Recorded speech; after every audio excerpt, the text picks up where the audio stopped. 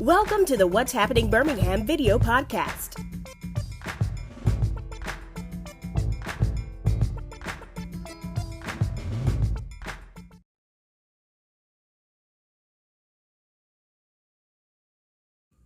Hello everyone, this is Jarvis S. Scott with What's Happening Birmingham. Today I have the honor and pleasure of being with Mr. Isaac Cooper. Good to see you, sir. Good to see you, brother. Happy Friday to you. Happy Friday to you. Good. He's my good friend. He is with IMC Financial Consulting. That's right. We are here to talk about stocks. So I always love bringing people on to talk about different topics, whether it's health. Now we're going to talk about finance. So, yes, sir. Isaac, how's it been going? Everything's been well. Everything's been well. Good. So, if you're watching this video, you know the stock market kind of went down today, probably by the close. And a lot of you are probably wondering, like, what is this stock market thing is all about? So, brought Isaac on today. This is part one. We're going to do a part two in a minute. That's right. Before we kind of dive in, so, Brother Isaac, tell them about yourself, how you got in this business, how long you been in business. Yeah. So I've been in the financial industry going on 8 years now. I'm actually originally from Florida. What brought me to Birmingham, I got a football scholarship through a good man named Pat Sullivan. Okay. So I went to Stanford University, ended up being a finance major, and then I transitioned to a Fortune 100 company. With that company, it meant a lot of things that I was able to experience and be exposed to. Being at the #1 office in the country, that was very helpful in regards of just the education, but the exposure, just seeing that, okay, I'm actually the only Black in the state of Alabama with this company. And so a few things, of course, struck me, was like, okay, if I'm the only one hearing this information, who's out here sharing it, right? And so over time, we wanted to build the infrastructure to be able to provide this information in a manner that addressed a few things. One, we work with, every race, right? Mm-hmm. But there was something specifically when it comes to the economics of the Black community over the course of hundreds of years, mm-hmm. that have unfortunately influenced their inability to participate in some of the development of the, I'll say globally. With that being said, there is also another approach that we like to take into consideration, is that we take people first, right? Like whenever we sit down with someone, we are more engaged with what you're looking to get accomplished, instead of what we can provide, right? And how we could, what particular products we can get put in place, right? It's more so that plan. And so we launched IMC Financial Consulting in 2016. We've grown, which has been fantastic, and and we're here in Birmingham. So I guess they say home is where your heart is, and our office is actually in downtown Inslee. And my wife and I we've lived in Inslee for the past 4 years as well, and so this is where we are. You gotta do a shout out to Mr. Antonio Sperling too, a big important person in the community. If you don't know him, he is definitely very passionate about Inslee and growing Inslee. So shout out to Antonio. That did a shout out for you. Yes, sir. So before we start, as you all probably will see, I'm probably going through my phone because I got a lot of questions. I know y'all be like, "Why he's looking down?" But I want to make sure I don't miss any off this topic. So we want to kind of dumb it down to almost the first grader about stocks. So I guess the first question I just want to ask you, like, what are stocks? Yeah, that's a good question. And even when we look at this process that we're going to walk through with the information that we're going to discuss, unfortunately, financial literacy is not in elementary school, it's not in middle school, it's not in high school, it's not in college per se, in regards of curriculum. And so unless you get this information in your household, this may be foreign, right? And so I appreciate you going through the process of like, let's go through the basic questions to get a better understanding. And so when we look at a stock, when you think about a stock, think about a company, right? So let's say we'll use today's climate. Everybody's talking about the chicken sandwich, right? Yes, Chick-fil-A. Yes. So let's say today you started a company and say, all right, we got the secret sauce. We got the best chicken sandwich out there. But I have $10,000. Now, when we look at the supplies, cost of the people, right? Personnel, just essentially the startup costs. If that startup cost is $100,000, then we need $90,000 to ultimately get this business in place, right? And so what companies do, they say, okay, all right, if I identify 9 people and they invest $10,000, right? Or they give me $10,000 of their dollars, I'm going to give them shares of this company. I'm going to give them ownership of this company. So if 9 people come to you, that's $90,000 that you needed. over the course of that investment of your money and their money, now you have that total $100,000, which means each person has 10% of the company, right? So let's say this company over the course of 5 years, your secret sauce is banging. Everybody's hitting you up. It's it grows to $1 million. Now your company, of course, is worth $1 million, and your shares, right? That initial $10,000 investment that you made, as well as those 9 other individuals, now it's $100,000, right? And so when you think about a stock, make sure you think about a company, because that's ultimately what you're investing in. All right. So what is I know we said stocks, but with the stock market, people watch on TV and see that little scrolling from left to right with a different company name. So what is that all about? Yeah. So. The stock market is pretty much a global network of what we just discussed. All right. Right. And so we have different companies, different industries, from tech to retail, that have the same objective. Hey, we are looking to do more things with our company, but we need more capital to get it done. How can we engage, the public throughout this process?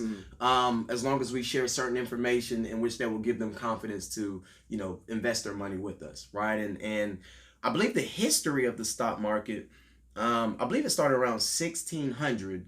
And the company, I believe it was maybe like the East India Company in the 1600s. And so they had hundreds of ships, right? And they went out to get silk and spices and things of that nature.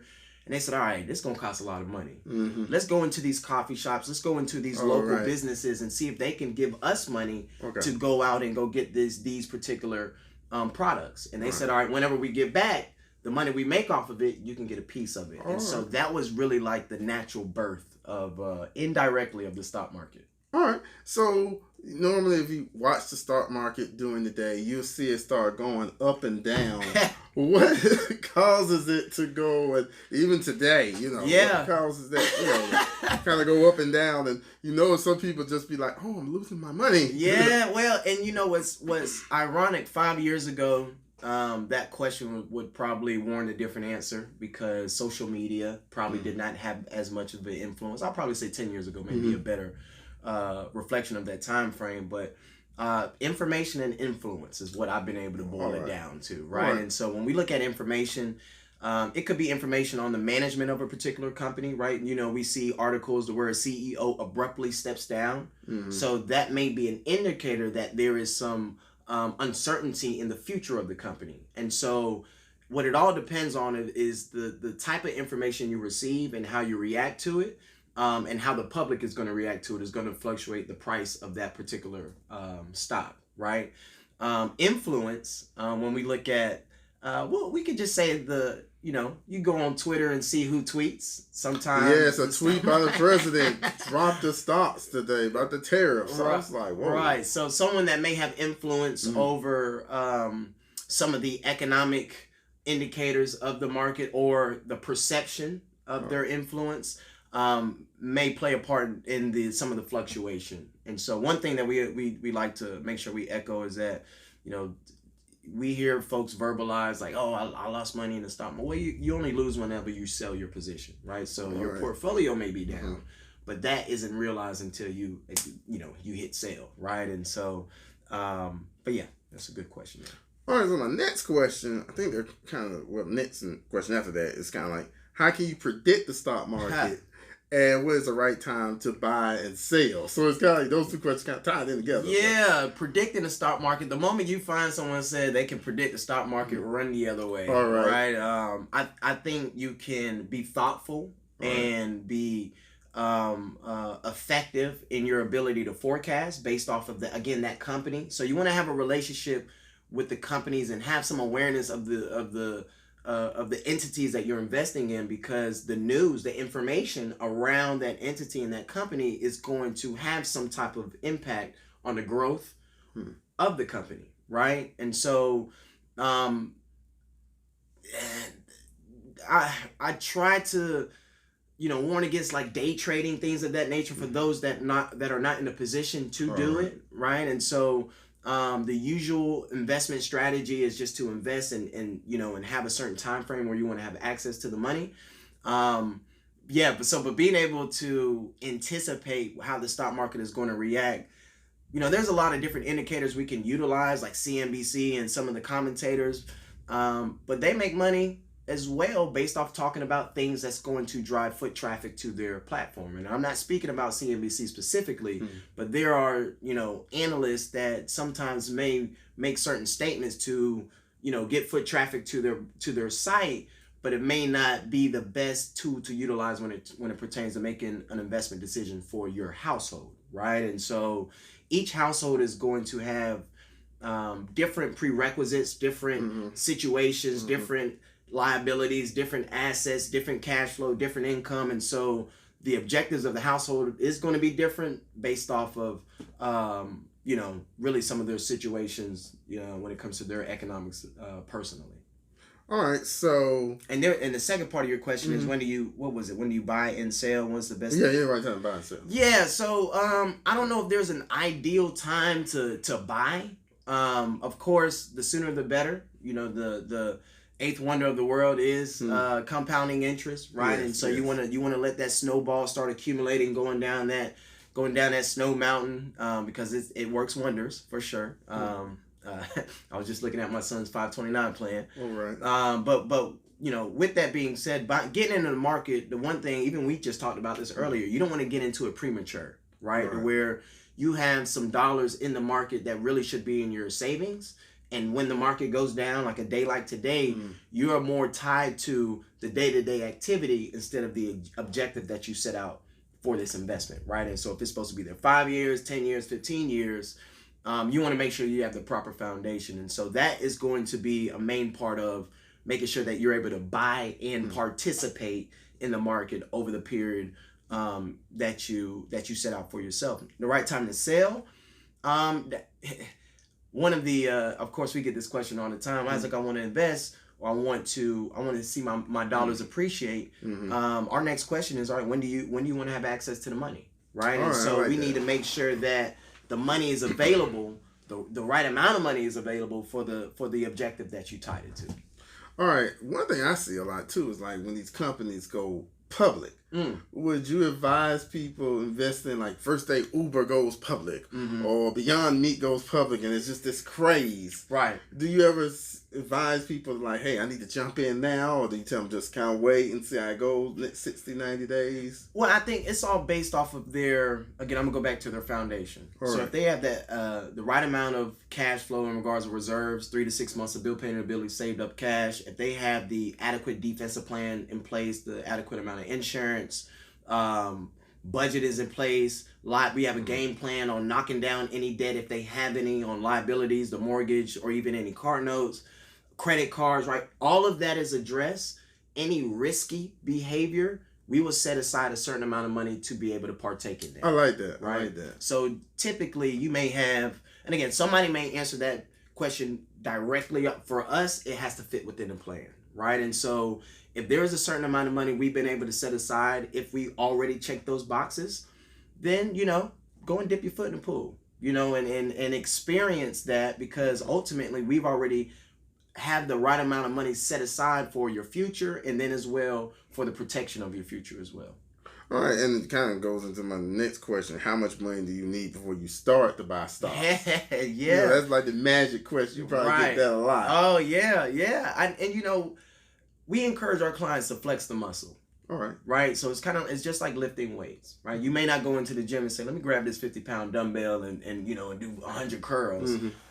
But I could probably grab that 5-pound dumbbell, right? And so, if you need to start with $10 a month, do that. If you need to start with $20 a month, do that.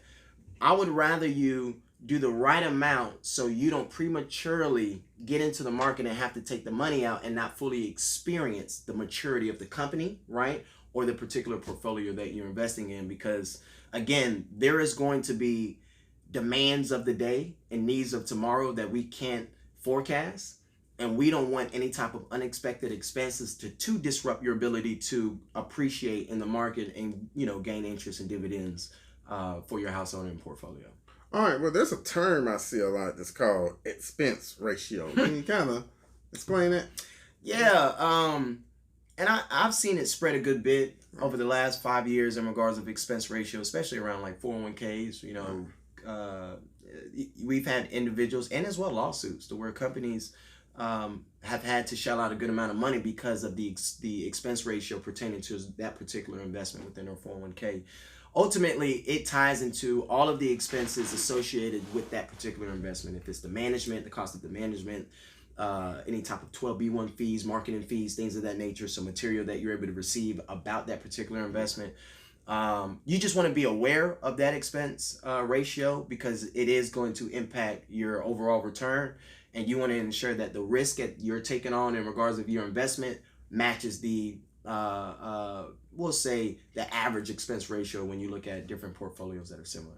All right, so now that you asked that, now, with this internet, new technology, new apps, so you have apps now that you can pretty much, do it yourself with. Acorns, Robinhood. What are the pros and cons of using those apps versus someone like you with your expertise managing it for them? I think there's more pros than cons utilizing those platforms. Again, you may have other folks that'll say something else, but a platform even like Robinhood, as you mentioned, you utilize that platform for free. You still have access to essentially a majority of the market, and you have the ability to invest in whatever you choose. Right. The only thing in which you don't have around it is for someone to assess your situation in totality in regards to that investment, right? And so that's where we would come in to ensure that the vehicle that they choose or the investment option that they are looking to utilize, they are educated on the expense ratio. They're educated on the historical performance, right? And we're also exposed to all the different areas of their financial situation to ensure that that investment gets them to their goal and objective. Right. But again, they could easily do it themselves. You have, like you said, platforms like Acorns where they automatically invest. I believe that platform, correct me if I'm wrong, but let's say you purchase something for $3.56, right? They round up to $4 and invest that 44 cents for you, right? And based off whatever you're invested in. And that's an easy way to get invested, right? On a day-to-day basis based off transactions. But whatever works best for you, right? I think starting out, somebody that is just getting into the market, there's a few ways in which you can get involved just based off the platforms that you mentioned. And then as well, you have a platform called Investopedia. So Investopedia, you get a ton of information. It's free to become a member. They actually have a simulator. They have a simulator in which you have access to $100,000 to invest in the market. You can get a couple of friends together and not use your money, right? And so, and you can literally stick your foot in the pool without essentially getting wet, right? And so that allows you to get into the market without having to use your money, but also start understanding some of the terms because they send definitions every day. I'm not getting paid by Investopedia. If you are listening, that is a plug. But with that being said, we encourage our clients to do that because the best way you're able to truly get the answer you're looking for is by experiencing it, right? And so if they can experience the market without having to use their physical dollar, not yet, that's a platform and a starting point to get rolling. I'll be remiss not to. I hear this term so much. Bulls and bears. That means bulls and bears. Yeah. So when you think bull, think of the horn. All right. Right. So horns go where? Up. Right. And the bear market is going down. All right. So yeah. So it's just an indicator of the where the market is going. All right. So yeah. So IMC Financial Consulting. Yes, what sir. do you all do? Services provide? Yeah. IMC Financial Consulting. We help with cash flow management, help with budgeting, help with putting together a plan. We have a digital platform that we utilize for our clients to ensure that we stay intact with what we're looking to get accomplished, from knocking down debt to increasing assets. And so as you can see, just based off our approach, even as we talk about individual stocks and specific portfolios in the stock market, what trumps that is the plan to implement that, right? And so we're well versed on the products that we all have access to, but until you are competent and as well confident in the plan that we put in place, there is no way that you will be able to sustain that, right? And so education is a huge part of what we do because we want to make sure you understand what you have, because we were just talking about generational wealth from one to another. A majority of that happens within the household. That happens at the dinner table as you're talking about certain things that's going on. And so we want to make sure that our clients understand that. And so that is a huge component. So our 3 pillars are exposure, education, and then execution. All right, so if they would like to schedule an appointment with you, what's your contact information? Yeah. So we do have a 1-800 number. So 1-800-658-572. Our website is www.planning, PLANNING, IMC.com. You can go on there and get in contact with us, subscribe to our newsletter. As well, we have a quick 3 to 5 minute questionnaire, right? So if you're like, all right, I want to start getting my financial house in order, we have a questionnaire that'll take them through. It's all digital, user friendly, and then we will be able to get your information and set up an initial consultation. And then as well, Facebook, Instagram. So Facebook, IMC Financial Consulting, Instagram, IMC_Financial Consulting, and then you could just look me up personally, Isaac Cooper, on all those platforms as well. All right, so Isaac, thank you for part 1. Yes, sir. We're coming up with part 2, which is retirement. So kind of stick around for the next video. Thank you all for watching this video. Please check out what's happening in Birmingham.com for more videos. And don't forget to subscribe to my YouTube channel. Thank you all again, and bye-bye. Thank you for watching the What's Happening Birmingham video podcast. Please check out our website, app, or subscribe to our YouTube channel for the latest videos today.